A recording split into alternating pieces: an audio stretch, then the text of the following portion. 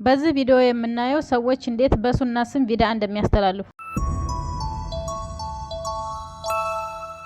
አሰላሙ አለይኩም ወራህመቱላሂ ወበረካቱ። ውድና የተከበራችሁ ተመልካቾቼ እንደምን ከርማችኋል? ዛሬም ያላህ ሱብሃነሁ ወተዓላ ፈቃድ ሆኖ ተመልሼ መጥቻለሁ። ዛሬ ደግሞ የምናየው የአህባሽ ቡድኖች በሱና እያሉ ማለት ነው፣ በሱና ስም ሱና ቲቪ እያሉ ማለት ነው ዩቲዩብ ላይ የሚያስተላልፉት መልእክት እንዳለ በኡስታዝ ሐምዱ ዳውድ ቀርቦልናል ማለት ነው። ቪዲዮውን እስከመጨረሻው ድረስ በትኩረት ተከታተሉ።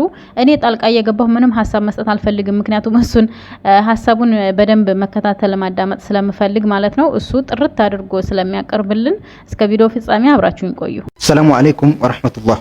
እንደሚታወቀው የአህባሽ ጀማዓ ከቀደምት ጥመቶቹ የያዘውን ይህንን ከቁርአንና ሐዲስ ጋር የሚጋጭ ከሰለፎች እምነት ጋር የሚጋጨውን አስተምሮታቸውን በሙስሊሙ ኡማ ላይ ለመጫን የሚጠቀሙባቸው የተለያዩ ዘዴዎች አሉ።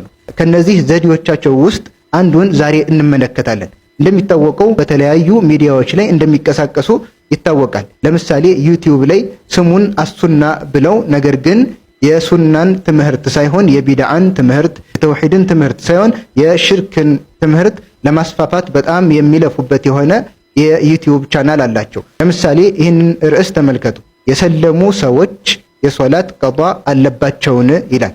ርዕሱን ስንመለከት ሁሉም ሙስሊም ሊያውቀው የሚገባ ነገር፣ በተለይ ደግሞ አዲስ ወደ እስልምና እየመጡ ያሉ እህት ወንድሞቻችን ያለፉ የሶላት ጊዜያትን ቀዷ ማውጣት አለብን ማለት ነው ወይ የሚለውን ነገር ለማወቅ ወደዚህ ቀጥታ ይገባል። ባላወቁበት መልኩ ከነብዩ ሰለላሁ ዐለይሂ ወሰለም አስተምህሮት ሲያወጧቸውና የነሱን መርዘኛ አስተሳሰብ በሙስሊሙ ላይ ሲረጩ ይስተዋላል። ከዚህ በጣም ልንጠነቀቅ ይገባል። ይህንን መንገዳቸውን በደንብ ልናስተውል ይገባል። ቢድዓን ከሚያስፋፋ ሽርክን ከሚያስፋፋ ለተውሂድ ትኩረት ከማይሰጡ ሚዲያዎች ራሳችንን ልናርቅ ይገባል። እንደ ምሳሌ ያክል የሰለሙ ሰዎች የሶላት ቀዷ አለባቸውን በሚለው ርዕስ ውስጥ ገብቶ የያዙትን መርዝ በሙስሊሙ ላይ ለማሰራጨት ሲሞክሩ ያገኘሁትን ቪዲዮ ለእናንተ አካፍላችኋለሁ። በዚህ ርዕስ ላይስ ደግሞ የቁርአን አስተምሮት ምንድነው፣ የሰለፎች አስተምሮት ምንድነው የሚለውን ነገር እንመለከታለን። ቀጥታ ወደ ቪዲዮ እንሂድ። ምን ችግር አለው አንተ ቢመስልስ የሚል ማለት ነው። ፈላጊ ማለት ምን ማለት እንደሆነ ገና ያልገባህ አንተ። እና ሌላው ደግሞ ኢስላም ውስጥ ተሰግስጎ ደግሞ ተሽቢህን የሚያስተምር ነው። ይወጣል ይወርዳል፣ አዎ ይገባል እያለ ሰማይና ሁለተኛው ሰማይ መሀል ይሆናል ማለት ነው ሲለው በቃ ይወርዳል እያለ ይሄ የተምታታ እምነት ይዞ ነብዩ ሰለላሁ ዐለይሂ ወሰለም በግልጽ አስተምሮታቸው የተናገሩትን ነገር እነሱ ስላልተቀበሉትና ከነሱም በፊት የነበሩ የጥመት አካሎቻቸው ስላልተቀበሉት ምን እያለ ይገልጻል? የተምታታ አስተምሮት። የሚገርመው ይህ አስተምሮት ነብዩ ሰለላሁ ዐለይሂ ወሰለም በግልጽ የተናገሩበት አስተምሮት ከመሆኑ ጋር ማለት ነው። የተምታታበት ለምንድነው? ከያዘው አስተሳሰብ ጋር አልገጥም ስላለ ማለት ነው። ነብዩ ሰለላሁ ዐለይሂ ወሰለም ይህንን ሐዲስ በሚናገሩበት ጊዜ ከሰሃቦች ግራ የተጋባና እንዴት ብሎም የጠየቀ የለም። አላህ እንደሚወርድ ነብዩ ሰለላሁ ዐለይሂ ወሰለም ሲናገሩ አንደኛው ሰማይ ገብቶ ነው፣ ሁለተኛው ሰማይ ገብቶ ነው እያለ የጠየቀም ይሄ ነገር ኢሽካል የፈጠረበትም አካል የለም። ለምን? በአላህ ጉዳይ ላይ በተነገረን ነገር ላይ ብቻ ስለምንገደብ ማለት ነው። አላህ እንደሚወርድ ነብዩ ሰለላሁ ዐለይሂ ወሰለም ነገሩ፣ አላህ ይወርዳል ብለን እናምናለን። በምን አይነት መልኩ ይህንን አናውቅም። ይህንን አናውቅም፣ አልተነገረንም። ለምን? ከይፍያ ውስጥ አንገባም። ያወራረዱን ሁኔታ ከተናገርነ ከገለጽንማ ምን ውስጥ ገብተናል? ከይፍያ ውስጥ ገብተናል።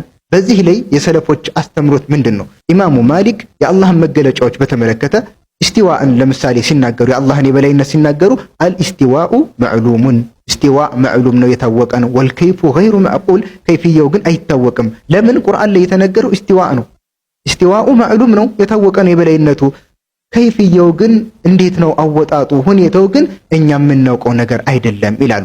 ይህ የኢማሙ ማሊክ የዚህ ታላቅ ሰለፍ ንግግር ለየትኛውም የአላህ መገለጫዎች የሚውል ትልቅ መርሆ አድርገን ልንይዘው ይገባል። ለምሳሌ አሁን ይህ ሰው የተምታታበትን ርዕስ በእነዚህ ሰለፎች አገላለጽ ግልጽ አድርገን እንሄዳለን። አንኑዙሉ ማዕሉሙን፣ ኑዙል የአላህ ሱብሓነሁ ወተዓላ ወደ ቅርቢቱ ሰማይ መውረድ ማዕሉም የታወቀ ነው።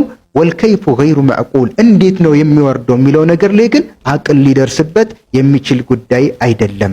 ልክ እንደዚህ የትኛውንም የአላህ መገለጫዎች በዚህ መልኩ እንቀበላለን። የድን አላህ Subhanahu Wa Ta'ala ቁርአን ላይ ጠቅሷል፣ እጅ እንዳለው ጠቅሷል። አልየዱ ማዕሉም ወልከይፉ ገይሩ መዕቁል፣ እጅ የሚለው ማዕናው ምን እንደሆነ የታወቀ ነው። ከይፍያው ግን ምን አይነት ነው የሚለው ነገር አናውቅም። ያ የተነገረንን የአላህ መገለጫ ከይፍየውን ሁኔታውን አለማወቃችን ትክክለኛ ማዕናውን ውድቅ እንድናደርግ የሚያደርገን ነገር አይደለም። ከዛም ምን አለ ባስተማሩት መልኩ ተሳስቶ ተሽቢህ እንዴት አድርጎ ይሸናነፋል? መሸናነፍ እኮ አይችልም እኮ ይሄ ሙሸቢህ ነው፣ ይሄ ሙሸቢህ ነው። ስለዚህ ሙነዚህ ነው ሁሉንም መርታት የሚችለው ሁሉንም አይነት ተሽቢሆች፣ ሁሉንም አይነት ፈጣሪን ከፍጡራን ጋር የሚያመሳስሉ ሰዎችን የሚረታው ሙነዚህ ነው። በመጀመሪያ ደረጃ ፈጣሪን ከፍጡር ጋር አናመሳስልም። አላህ Subhanahu Wa Ta'ala እሱን የሚመስል አንድም ነገር እንደሌለ በቁርአኑ ላይ ስለነገረን አላህ Subhanahu Wa Ta'ala የሚመስለው አንድም ነገር እንደሌለ እኛም እናምናለን፣ እናጸድቃለን። ይህን ሊናገር የቻለበት ፈጣሪን ከፍጡር ጋር የሚያመሳስሉ ብሎ ለመናገር የቻለበት ምክንያት ምንድነው? ቁርአን ላይ አላህ የተናገራቸውን ነገራቶች እኛም በመናገራችን፣ ነብዩ ሰለላሁ ዐለይሂ ወሰለም ስለ አላህ በግልጽ የተናገሩትን ነገር እኛም በመናገራችን ምክንያት ከፍጡር ጋር የሚያመሳስሉ አለ። ይሄ ደግሞ ማመሳሰልን አያሲዝም። በዚህ ላይ የቁርአን አስተምሮት ምን እንደሆነ እንመለከታለን። አንዳንድ የአላህ መገለጫዎች ስማቸው ፍጡር ላይ መገኘታቸው ማመሳሰልን እንደማያሲዝ ከአላህ ጋርም ጭራሽ እንደማይገናኝ በቁርአን አስተምህሮት እንመለከታለን። አላህ Subhanahu Wa Ta'ala ሱረቱ ሹራ ላይ ምን ይላል? ለይሰ ከሚስሊሂ ሸይኡን ወሁወ ሰሚዑል በሲር፣ እሱን የሚመስለው አንድም ነገር የለም፣ እሱም አላህ Subhanahu Wa Ta'ala ሰሚና ተመልካች የሆነ ጌታ ነው ይለናል። እዚህ ጋር ሁለት አስተምሮቶችን እንመለከታለን። ይህ ሰው ግን ከዚህ የቁርአን አስተምሮት አንዱን አስተምሮት ነው ልናስተምር ይገባል እያለ ሲናገር የነበረው ምንድነው? እሱ ተንዚህ አላህ Subhanahu Wa Ta'ala ከማመሳሰል ማጥራት። የቁርአኑ መልእክት ግን ይህንን ብቻ ነው የሚያስተምረን? በዚህ ርዕስ ላይ ብቻ የተገደበ ነው ትምህርቱ? በጭራሽ አይደለም። ምክንያቱም እዚህ የቁርአን አንቀጽ ላይ ቅድም እንደነገርኳችሁ ሁለት አስተምሮቶችን እናገኛለን። አንዱ ተንዚህ ነው፣ ሁለተኛው ደግሞ ኢስባት ነው። ምን ማለት ነው? መጀመሪያው የሚያመለክተን ተንዚህ ነው። ለይሰ ከሚስሊሂ ሸይ፣ እሱን የሚመስለው አንድም ነገር የለም። አላህን ከፍጡራን ከመመሳሰል አጠራ ነው።